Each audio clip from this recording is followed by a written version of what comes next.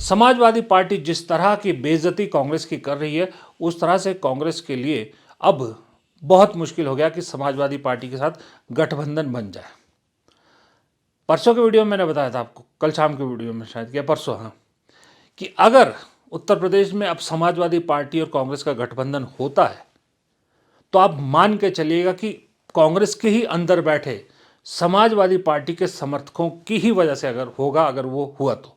वैसे अभी हालात मुझे नहीं लग रहे हैं, क्योंकि दोनों तरफ से जिस तरह के तीखे बयानबाजी हो रही है उसके हिसाब से तो बहुत मुश्किल लग रहा है। एक बहुत बड़ा धड़ा कांग्रेस में, बहुत बड़ा धड़ा इस बात को समर्थन करता है, इस चीज़ का समर्थक है कि कांग्रेस को अकेले चुनाव लड़ना चाहिए, या फिर बहुत ही मजबूरी है तो बीएसपी के साथ गठबंधन करना चाहिए, वरना तो सबसे ज़्यादा पहली प्रायोरिटी तो अकेले चुनाव लड़ने की होनी चाहिए, क्योंकि इससे बेहतरीन मौका कांग्रेस को फिर नहीं मिलेगा, क्योंकि बीएसपी कमज़ोर है, बीएसपी का मैदान कांग्रेस के लिए खाली है। उस धूर्तता का मुकाबला करने के लिए भी तौकीर आलम साहब ने आपको बताने का काम किया। हमें मजबूती के साथ लड़ना पड़ेगा। हमें यह बात छोड़नी पड़ेगी कि हमें किसी के सहारे की या किसी बैसाखी की जरूरत है। हम बैसाखी का सहारा ढूंढ ढूंढ करके गर्त के अंदर चले गए हैं। अब ये निकलने का समय है, इससे बेहतर समय नहीं आ सकता है, इससे बेहतर समय नहीं आ सकता है। धीरज गुर्जर जी ने जो बात आपको कही है, नेता बनने का शौक है, 4 मेंबर जिला पंचायत के तुम लड़ा नहीं सकते तो काहे का खाक का नेता बन जाओगे तुम? बताओ कौन नेता बन जाएगा बिना पंचायत का चुनाव लड़ाए हुए? मैं आजाद उम्मीदवार जीता, आजाद जीता था, मैं समाजवादी पार्टी में था, समाजवादी पार्टी के कैबिनेट मिनिस्टर को चैलेंज करके जीता था। और जीतने का नुस्खा बता रहा हूं, जीतने का नुस्खा था, उससे पहले पंचायत का चुनाव था, मैंने पंचायत के चुनाव लड़ाए, कैबिनेट मिनिस्टर को लगता रहा कि मैं जीतता रहूंगा, हमारे साथी था, आज नहीं है दुनिया में, और मैं सच से चुनाव जीत करके 2007 में एमएलए बन गया था। कारण हर गांव में कार्यकर्ता खड़ा हो गया। आप जीतने का टारगेट ना रखोगे, आप 100% जीत जाओगे, गारंटी आपके हाथ में नहीं है। आप लड़ाओ, जिस दिन आपने लड़ाने का तय कर लिया, विधानसभा के अंदर जिस प्रत्याशी को चाहते कि मुझे चुनाव लड़ना है, पहले वो अपनी विधानसभा के अंदर जिला पंचायत का चुनाव लड़ाए। और जिला पंचायत के चुनाव में मैं फर्म से कह रहा हूं, मुझे नहीं पता मेरी कितनी औकात है, कितनी हैसियत है, लेकिन उसके लिए मर जाऊंगा। अगर जिला पंचायत चुनाव में तुम्हारा रिजल्ट अच्छा आ गया तो सारा मंच बैठा हुआ है, सारे आपके लिए लड़ जाएंगे, कोई आपकी मुखालफत करता रहे, आपको चुनाव लड़ाने का काम करेंगे। अब इमरान मसूद जैसा नेता कितना वोकल है आपने देखा ही है। दिल्ली में भी इमरान मसूद जो है वो अपनी बात धड़ल्ले से रखते हैं। वो जब ये कह रहे हैं कि अब हमें भीख मांगने की ज़रूरत नहीं है, कब तक कांग्रेस भीख मांगती रहेगी? बहुत बड़ा सवाल इमरान मसूद ने खड़ा किया है कि कब तक कांग्रेस भीख मांगती रहेगी, कभी आरजेडी से, कभी नेशनल कॉन्फ्रेंस से, कभी समाजवादी पार्टी से, कभी डीएमके से। वो पार्टी जो किसी वक्त इन सब से ऊपर हुआ करती थी, वो पार्टियां जो कांग्रेस से ही निकली, उनके सामने कांग्रेस को हाथ फैलाना पड़ता है, कांग्रेस को उनकी बातें माननी पड़ती है। सही में कांग्रेस कार्यकर्ता के नज़रिए से अगर आप देखें तो ये बहुत डिमोरलाइजिंग है। कांग्रेस का कार्यकर्ता बहुत ठगा महसूस करता है, बहुत बेइज्जत महसूस करता है, इसमें कोई शक नहीं। इसलिए इमरान मसूद की बात में दम है। अब इमरान मसूद जब ये बात कहते हैं तो समाजवादी पार्टी के नेता कांग्रेस की इस तरह बात करने वाले नेताओं को और जलील करते हैं। दुख होता है कि जिस तरीके से 24 में बड़े अच्छे तरीके से सब कुछ मतभेद मनभेद बुलाकर सब जो है साथ रहे और उनको एमपी बना दिया, आज में एहसान नहीं मानते, ना आपका मानते ना कि समाजवादी पार्टी के किसी भी नेता का मानते, तो आपको लोगों को कहीं ना कहीं दुख होता है, यार हम लोगों ने इतनी मेहनत की है इनके लिए और फिर ये जो है कुछ भी नहीं मानते। चलिए कोई बात नहीं, नहीं मानते ना माने, लेकिन लोगों को अपमानित करना छोड़ दें। राजनीति में कोई किसी का एहसान नहीं मानता, बहुत कम लोग हैं जो एहसान मानते हैं, ठीक है। फिर आप कहां कहां जवाब देंगे, किस किस को जवाब देंगे? आपकी हैसियत एक जिला अध्यक्ष ने आपको पार्टी से निकाल के दिखा दी थी, क्यों हमारे सामने बड़बोलेपन की बात करते हो? हम फिर कहते हैं जनता ने आपको चुना है, जनता के काम करिए, जनता के मुद्दे उठाइए, जनता की खिदमत करिए, सेवा करिए और उन ताकतों से लड़िए जो समाज को बांट रही हैं। आप ईमानदारी से ये बताइए, हमसे यहाँ बीजेपी लड़ रही है या ये लड़ रहे हैं? बताइए, दिल पे हाथ रख करके यहाँ की जनता बताए। जिले के दोनों बड़े नेता है इमरान मसूद, आसू मलिक, आपस में ही लड़ते हैं। जनता गुमराह हो रही है, जनता तैयार बैठी है 27 में कि निर्णय क्या लेंगे। नहीं, गलत बात। आशू मलिक कब लड़ते हैं? आशू मलिक ने कब पहल की? आशू मलिक ने कब उसके घर पे जाके डला फेंका?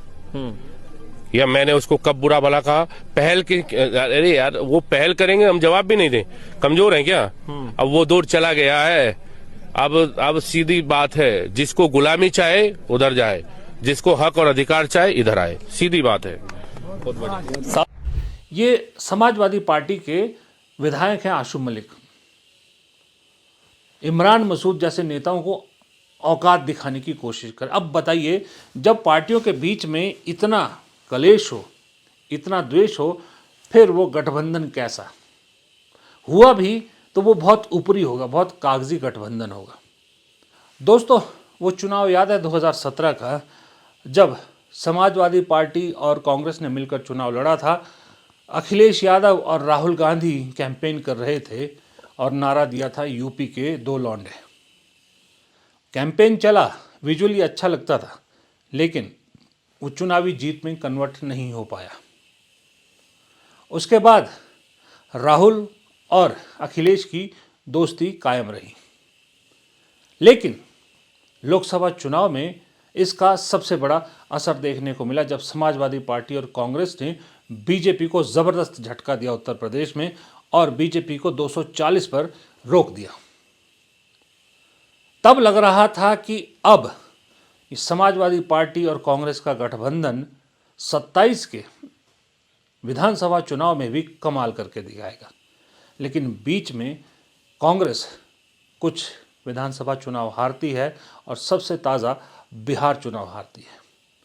और जैसे ही बिहार में आरजेडी गठबंधन, कांग्रेस गठबंधन चुनाव हारता है, समाजवादी पार्टी के नेताओं के अंदर का जो असलियत है, गुबार है, वो निकलकर बाहर आने लगता है। आरजेडी पर कांग्रेस की हार का या उस गठबंधन की हार का जिम्मा डालने की बजाय कांग्रेस को बोझ कहने लगे और लगातार उत्तर प्रदेश में कांग्रेस को जलील किया जा रहा है समाजवादी पार्टी के नेताओं द्वारा। ये बयान हम लगातार सुन रहे हैं और जवाब कांग्रेस की तरफ से भी करारा दिया जा रहा है। कांग्रेस कह रही है कि हमें जलील होने की ज़रूरत नहीं, लेकिन समाजवादी पार्टी के नेता लगातार ये बात कह रहे हैं। इसका नतीजा ये हुआ कि समाजवादी पार्टी से ही ये खबरें चलवाई जाने लगी कि 40 से 1 सीट ज़्यादा कांग्रेस को नहीं मिलेगी, लेना है तो लीजिए, नहीं तो अपना रास्ता नापिए, इस तरह का संदेश दिया गया। हालांकि कांग्रेस हाईकमान अभी भी चुप है, अखिलेश यादव भी चुप है, लेकिन आपको मालूम है क्षेत्रीय पार्टियों में जब नीचे के नेता बोलते हैं तो इसका मतलब यही होता है कि नेता ही बोल रहा है। कांग्रेस की तरह बहुत ज़्यादा लोकतांत्रिक पार्टी नहीं है। कांग्रेस में तो कोई भी नेता कुछ बोल देता है ना, अपने नेता के उलट भी बोल देता है। खैर, और ये बात कहीं ना कहीं अब राहुल गांधी, प्रियंका गांधी, मल्लिकार्जुन खड़गे या कांग्रेस के जो सीनियर लीडरशिप है, उन्हें भी ये बात समझ में आ रही कि उत्तर प्रदेश में नीचे ज़मीन पे नहीं उतरेगा। और मैं तो कहता हूँ कांग्रेस को इस गठबंधन से अब बचना चाहिए, क्योंकि कहीं खुदा ना खास्ता 60-70 सीट पे कांग्रेस मान गई। कांग्रेस हालांकि 100+ मांग रही है और समाजवादी पार्टी कह रही है 40 देंगे। मान लीजिए 60-70 पे कहीं बात बनती है और खुदा ना खास्ता गठबंधन चुनाव हार जाता 27 का, तो जैसे बिहार का ठीकरा कांग्रेस के सिर फोड़ा गया है, उत्तर प्रदेश का सारा ठीकरा कांग्रेस के सिर फोड़ा जाएगा। और इस पे बीजेपी भी मजे लेती है। बिहार के चुनाव में कभी देखा आपने बीजेपी ने ये बोला हो कि आरजेडी को हमने चुनाव हराया, आरजेडी की वजह से हराया? वो कांग्रेस को ही निशाना बनाती है बिहार के चुनाव में भी, जबकि कांग्रेस तो बहुत छोटी पार्टनर थी, बड़ी पार्टनर तो आरजेडी थी।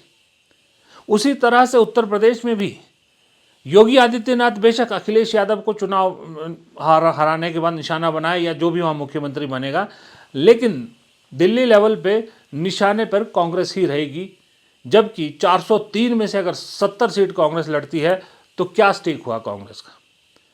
तो जब ऐसे भी और वैसे भी हार के लिए जिम्मेदारी पड़नी ही है, आप ही को जिम्मेदार ठहराया जाना है, आप ही को बलि का बकरा बनाया जाना है, तो क्यों नहीं आप अकेले लड़ते।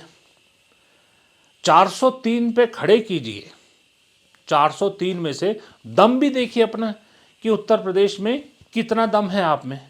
इमरान मसूद की बात से मुझे फिर एक बात याद आई कि जब पंचायत लेवल से चुनाव लड़ना आप शुरू करते हो तो ऑटोमेटिक कार्यकर्ता खड़ा हो जाता है आपका, और जब गांव देहात कस्बे में मंडल में शहर में सब जगह आपका कार्यकर्ता खड़ा होता है तो कार्यकर्ता खड़ा ही नहीं होता, पार्टी को भी खड़ा करता है।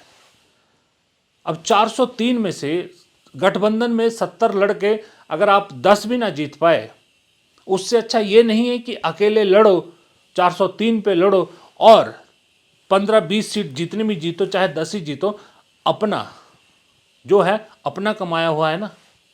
वहाँ तो गठबंधन में जो भी जीतोगे वो समाजवादी पार्टी के खाते में जाएगा। जैसे कि लोकसभा चुनाव में कहा जा रहा है कि कांग्रेस ने जो भी 6-7 सीटें जीती है वो इसलिए जीती है कि समाजवादी पार्टी ने उनका समर्थन किया और समाजवादी पार्टी का सपोर्ट उनको हुआ, वो ट्रांसफ़र हुआ। यहाँ तक कि राहुल गांधी की जीत को भी उसी के में ले रहे हैं। जबकि इसका उल्टा भी हो सकता है कि समाजवादी पार्टी इसलिए जीती कि कांग्रेस का वोट उनको ट्रांसफ़र हुआ। इसी तरह से विधानसभा चुनाव में 10 भी सीट कांग्रेस जीतेगी, हार का ठीकरा भी कांग्रेस को होगा और वो 10 सीट जीतने का श्रेय समाजवादी पार्टी लेगी। उससे बेहतर है अपने दम पे लड़ी। और जैसा मैंने पहले कहा, लगता है कि नहीं अपने दम पे लड़ने का वक्त नहीं है, इतनी तैयारी नहीं हो सकती, तो फिर मायावती ऑप्शन फिलहाल मुझे ऐसा लगता है समाजवादी पार्टी से ज़्यादा बेहतर है। क्योंकि समाजवादी पार्टी सत्ता में आ भी गई कांग्रेस के साथ तो भी कांग्रेस को कुछ बहुत बड़ा मिलने वाला नहीं है। एक आध मंत्रालय कोई मिल गया तो उससे कांग्रेस का भला होने वाला नहीं है। इससे बेहतर है मायावती के साथ लड़के अपनी ज़मीन मजबूत कीजिए और 29 की तैयारी कीजिए। 27 के विधानसभा चुनाव को एक टेस्ट के रूप में लेना चाहिए और यही चीज़ कांग्रेस में फिलहाल सेंटिमेंट यही है कांग्रेस का। इसलिए मुझे लगता है कि अब की बार 27 में यूपी के 2 लॉर्डों की जुगलबंदी होना फिलहाल संभव नज़र नहीं आ रहा है। और ये ना होना सही में कहूँ तो दोनों ही पार्टी के लिए अच्छा है, क्योंकि दोनों को अपनी अपनी असली औकात भी पता लग जाएगी। फिलहाल इस वीडियो में इतना ही। प्रदीप चौहान को दीजिए इजाज़त। नमस्कार।